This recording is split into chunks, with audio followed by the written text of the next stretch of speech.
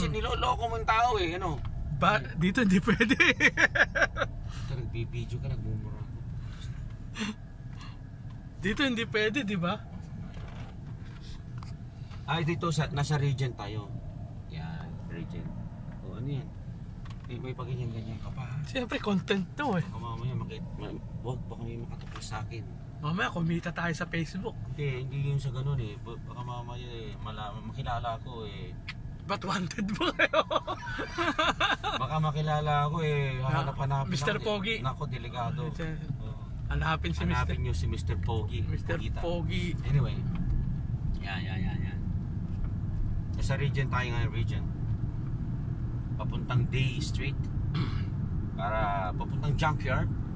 Papuntang Alberta. Kukuha kami ng parts para sa aming sasakyan. Doon na kami titira ni Kuya sa Alberta. Malayo ah. Pwede rin, sige. Ipamangki ko nang pumunta ng Yukon. Ay, Northwest Territories. Putang layo ah. Bakit ganito itong GPS ko ngayon? Baliktad. Bakit? Pahalang. Paano hindi nyo sinusunod eh? Hindi. Kanina ganun din eh. Kung talaga ano ginawa mo. Pinagtuwad-tuwad nyo ng ganun eh.